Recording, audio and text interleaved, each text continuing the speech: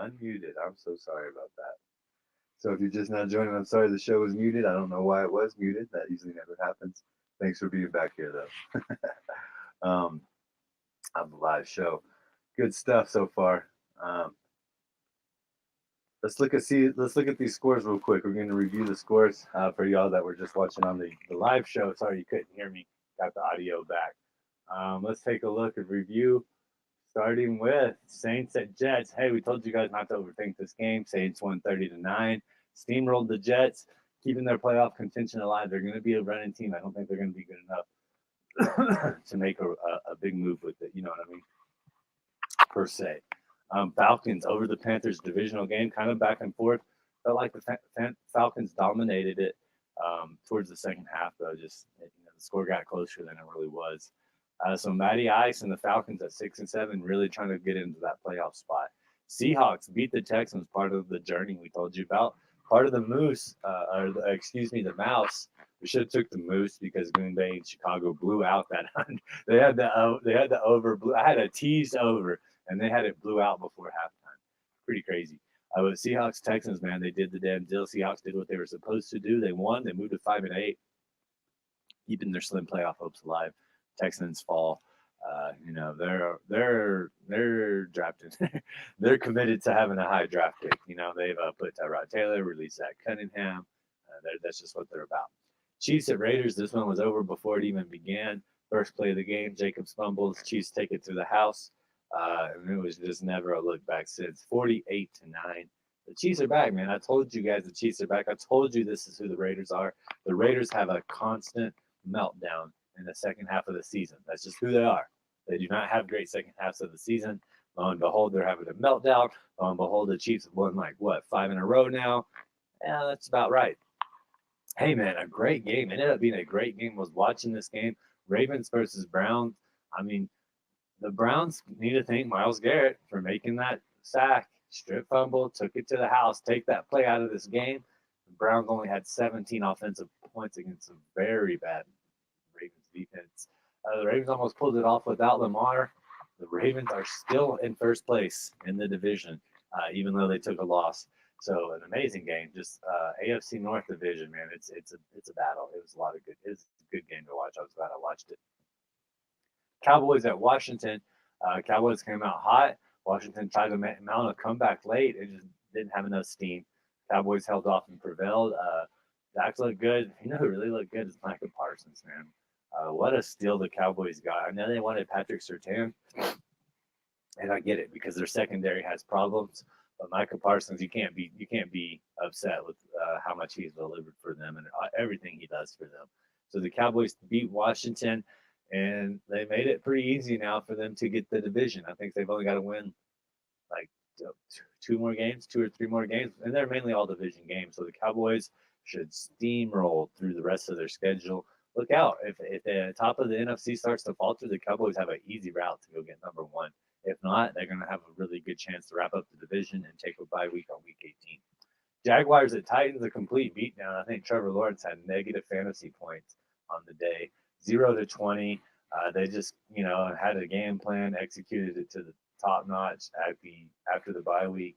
Urban Meyer, just an awful, awful coach. That's what I'd like to point out is a lot of people want to talk crap about Dan Campbell and that they didn't win a game till late.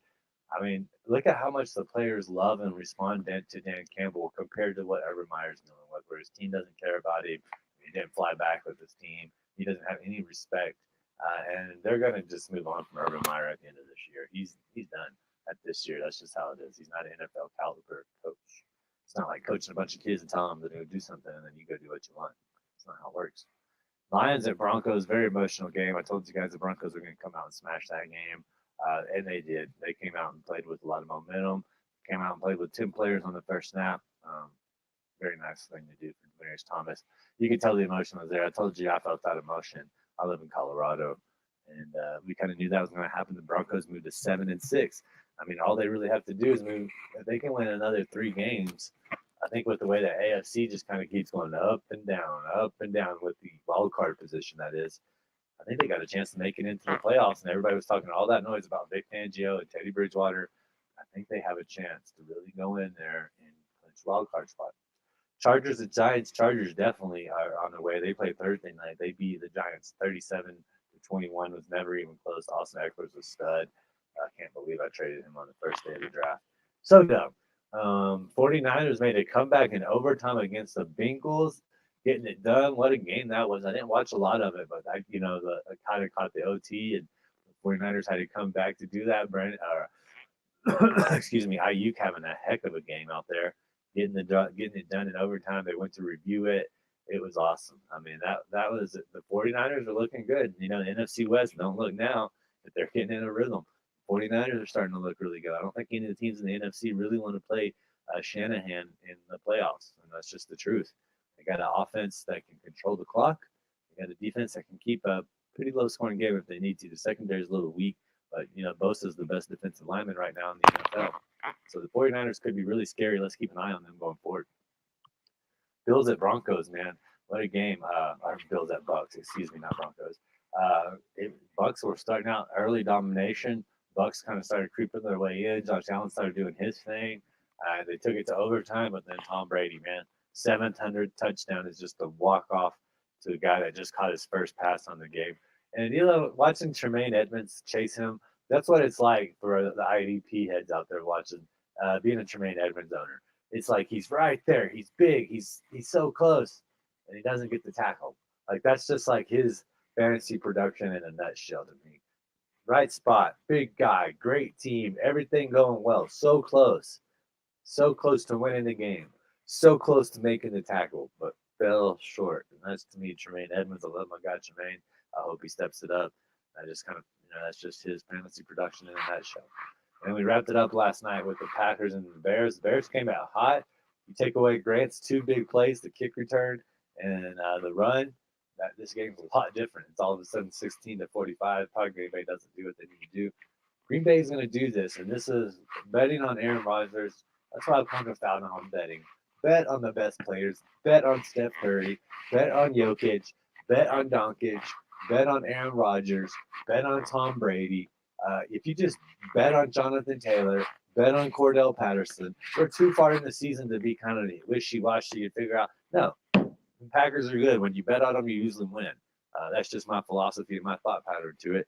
And Aaron Rodgers delivered it for me. I found a boost for him to have a touchdown pass in each half. Guess what? He did it. I found a boost for Devontae Adams to have a touchdown, plus the Packers to win. Guess what? I did it. And they did it. And it's just what I'm kind of finding out in betting. Don't second guess it too much with your head.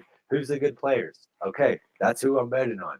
If they don't hit, fine, I can take it. But if they do hit, they're going to cover for you a lot of times. I mean, Aaron Rodgers is the clear-cut MVP. I mean, you can talk about Tom Brady if you want. There's 1A and 1-2, and I don't know who the third person can be. Maybe Jonathan Taylor. But, if you're not going to give it to Derrick Henry, you're not going to give it to Jonathan Taylor this year. That's just my thought on it. So really, it's a two-horse race for MVP. We're talking Aaron Rodgers, and we're talking Tom Brady. And Aaron Rodgers threw 4 touchdown passes yesterday, no interceptions, flawless, led his team from behind. So great players do, and that's why you bet on them. Rams at Cardinals, man. It's going to be a game, divisional shootout. Cardinals, let's take a look at the line. It's moved to 2.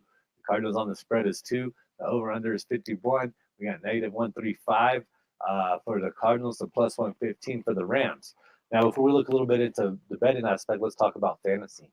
Another fantasy football sevens hashtag, the charity league, man. There's a battle. We got Edmonds playing for one team, and he actually needs to lose. So, I mean, Edmonds, a team playing against Edmonds and a team playing against Edmonds wants Edmonds to get the points to beat him so he can get in the playoffs without having to sweat it out. How crazy is that? From the offensive standpoint on the Rams, I do feel really a good way about Sonny Michel this game. I don't know why. Henderson's unable to go 100%. Take a look at that. Odell Beckham could maybe step it up. Van Jefferson's really the guy, though. I think, like, if you have him, it's Monday night, so you're probably starting whatever you have. But Van Jefferson is the guy I went and picked up. I'm very glad to have him. I'm glad he's in my roster. And I think he's going to sign. Cooper Kupp, obviously, is going to do well. Matthew Stafford should do well. You don't know. He's kind of had some hit or miss games. If they bring a lot of pressure, it might nail a lot of that, It depends on how the game script goes. If Arizona comes out and goes on fire and they just continue beating people the way they know how to beat people, which is any way they want, then the Rams are going to have trouble, and it could become a blowout to an extent. On the offensive side of the ball for the Cardinals, I do like Connor. I do like Murray. And I like Ertz. After that, A.J. Green, Hopkins, Moore, why can't Kirk? It's all so questionable. Like, I don't know which wide receiver is going to step it up. I want to say Hopkins. You want to say Hopkins every week. But he's playing against Ramsey, and I just don't know. A.J. Green, he could go off. He could get a lot of points. He could grab a touchdown against his second string corner. I do think Zach Ertz is going to have some open abilities without Hopkins being there. Ertz is a big guy. He knows how to get separation. Murray seems to love to throw into the tight end. So I do feel really good about Zach Ertz tonight. And I do feel great about Connor. Just even with Edmonds back, I think they're going to probably limit his snap count. Connor's probably going to get a lot of goal line work. So for whatever it's worth, I do like James Conner. On the defensive side of the ball, Rapp is playing amazing for the Rams. We got to take a look at that for sure. Ramsey, I don't know if he's going to get targeted too much.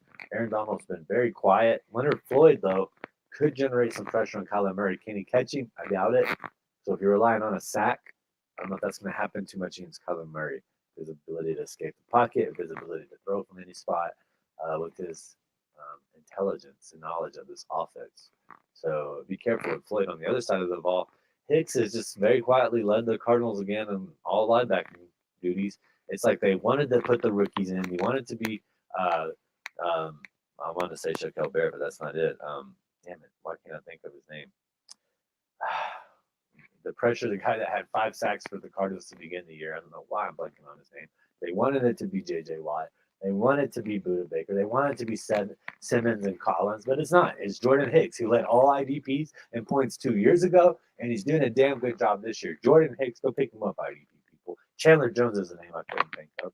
We got Marcus Golden, who was doing great in sacks, and then just laid a goose egg last week. So we don't know what to expect if he's going to be able to generate pressure against Andrew Whitworth, the 40-year-old offensive lineman. You would think. I don't know. But Collins, Simmons, Buda Baker, they're not really doing the things that you want. Buda Baker's not getting as many looks. It's really about Thompson, who I told you to possibly go play this week and have a good matchup in the IDP rooms. And it's also Jordan Hicks, Mr. Reliable, a guy that's been a stud even when he was in Philadelphia. All right, let's take a look at some of these bets now. Move on there before we get too far into it. And before we look at these bets, let's just take a little bit of a green hit.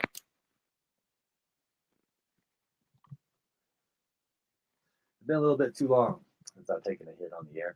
My God, we're 10 hours away from the kickoff. I cannot wait. So the spread's at 2. Hey, guys, Big Amo, he said Arizona middle line, and he's been on this week. I placed the bet on it, so maybe you should too, because he has been on. There's no doubt about it. But let's take a look at touchdown score. Let's run through the odds. These are, of course, anytime touchdown score. -120, James Conner. Sony Michel at -115. Cooper Kupp at -120. DeAndre Hopkins at +120. Darrell Henderson Jr. at +125. Kyler Murray at +165. The man, Jefferson, I like it, at +180. Odell Beckham, 210. 210. Christian Kirk, 220. AJ Green, 230. Zach Ertz, my man, at 240. I do feel really good about him. Tyler Higbee's at 230. Rondell Moore, 290. Mika Sargent, +300. Chase Edmonds is at +310. If you think he can come in and get a touchdown, he was not getting a whole lot prior to getting injured. So watch out for that. Hey, the defenses this week, there was so many defensive touchdowns, man. It was unreal, So if you feel like the defenses can get one, they're at +550. +550. We start getting in some really deep roster positions here. It's not worth it. Let's take a look at the QB props. 2 great ones. We got Kyler Murray coming in at a line of 264.5. That's his passing yard total. And Matthew Stafford's is at 280.5. Man, these teams like to air it out, don't they? They also like running. Under 280.5 for Matthew Stafford could be a play. Could be an in play there, because I think they're going to try to give it to Sony Michel a lot. Passing touchdowns are both 1.5. But Matthew Stafford's line on the over is at -220. Kyler Murray's is at -175. You feel like neither one of them will throw for 2 touchdown passes, you got plus odds. I would stay away from it, but Kyler Murray's at +130, Matthew Stafford +160. For either one of them to have an interception, just a standard prop bet for Kyler Murray. Matthew Stafford's at -125. Kyler Murray's rushing plus passing is at 295. So his line right there is 31 rushing yards. Not too bad. He's not a run first person, but he definitely runs. So that might be the better angle with Kyler Murray at 295.5. He could get that with passing, and he could break off 80, 90 yards, and now you just really need 200 yards passing, which is very doable for the young man. All right, rushing yards, the only rushing prop out here at all for any team is Kyler Murray. We have no Sony Michel. We have no James Conner. We have no Chase Edmonds. Nope. Kyler Murray, 26.5 yards, negative 120 on the over, negative 110 on the under. Receiving yards, let's look at the highest prop. Obviously, it's Cooper Kupp, 90.5 yards. All of these are straight, negative 115 prop bets on the receiving yards. 90.5 on Cooper Kupp, 58.5 for DeAndre Hopkins, 46.5 for Christian Kirk, 43.5 for AJ Green. Odell Beckham's at 46.5. Rondale Moore, 24.5. Tyler Higbee, 36.5. And the man Jefferson's at 52.5, and I lied. Zach Ertz is at 41.5 with a negative 110 on the over, negative 120 on the under. So they anticipating possibly an under 41.5 yards for Zach Ertz. Receptions, Zach Ertz 3.5, along with Tyler Higbee and Odell Beckham. Those are at negative 145. Zach Ertz at negative 155. So they're telling you they think he's going to get 4 catches. I think that might be a good prop. Van Jefferson's line's at 4.5, pretty high. It's at plus 100. Cooper Kupp's line's at 7.5 at negative 120. Longest rush, Kyler Murray, 11.5 yards. Or whatever that's worth. I don't really like messing around with longest reception. A lot of people do like to cover that bet. The lowest line is Rondale Moore at 13.5. The highest line is 25.5. Cooper Kupp, DeAndre Hopkins, 22.5. Odell Beckham, 20.5, along with AJ Green. All right, let's take a look at my favorite, man. Let's take a look at the tackle props. Of course, they're not there. Oh wait, there they are. They don't have any kicking props up. Matt Gay, Matt Prater, 2 great kickers. Let's take a look and take some of those when they come in. Longest field goal made for the Rams or the Cardinals. Rams are at negative 140. Cardinals at plus 135. I mean, I don't know why Prater's got a freaking leg, dude. So plus 135 for the longest field goal to be made by Arizona might not be a bad bet. Isaiah Simmons on the tackles, 5.5. Jalen Thompson. These are tackles plus assists, guys. The only way I bet it. Jalen Thompson, who I've been telling you guys about, is at 6.5, and his line's at negative 1 freaking 40. If you think the Rams are by any chance going to control the clock or have a higher offensive count, his line's at 6.5 for tackles and assists at negative 140. Jordan Hicks, though, what did I tell you guys? 8.5 at negative 105, man. His line's at 8.5. Jordan Hicks, Jalen Thompson. I told you those are the guys you want to target. Lo and behold, we have their tackle plus assist prop. Marco Wilson's line's at 3.5, negative 150. Jordan Hicks is all over the freaking place, man. If you think Sonny Michel's going to run the ball, if you think Jordan Hicks is going to be on him all over the place, it's at 8.5.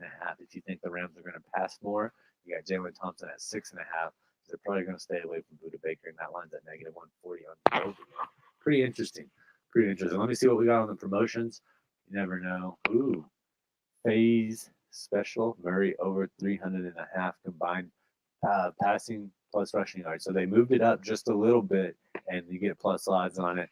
Like I said, if you think, I thought that was the better angle at the line at 291 or whatever it was. So if you think you can cover that extra 9 yards for passing and rushing at plus 155, not a bad thing to think about, in all honesty. All right, let's take a look at odds boost before we get out of here, and then we'll be on our way. That might be one of the boosts. Hail Murray, Kyler Murray to pass for 300 plus yards. Wild West, both teams to combine for 60 plus points in Rams versus the Cardinals. I think they're better defenses than that. The real MVP, Cooper Kupp, will score a touchdown in the first half. He's not that real MVP. Get out of here. Cooper Kupp isn't worthy of an MVP, but they might give it to him. He is the third person in the running, and Tom Brady and Aaron Rodgers have had so many, they just may be like, nah, F that, man. We're not doing that noise. So we'll just have to see. All right, so that's your lines for tonight, my friends. Remember, go check out DFS on Iggy's Fantasy and Betting. Remember, check out all your betting and fantasy needs. Got articles, got over 100 articles this year, man. All on Iggy's Fantasy and Betting.com. Go check it out. We had the player pine, all that stuff going for you. It was another successful week. Go check that out. It's playoff weeks, man. We're going to have this week wrapped up, and then we're just talking about playoffs for fantasy football purposes the rest of the week, along with betting. going to be taking a look at that as well. I will be putting a DFS lineup in tonight. Hit me up if you have any questions about your fantasy or your betting or your DFS needs, man. Always glad to be here with you. IDP Iggy. You guys have a wonderful, wonderful Monday. Enjoy this game tonight, all right? Take care. Peace.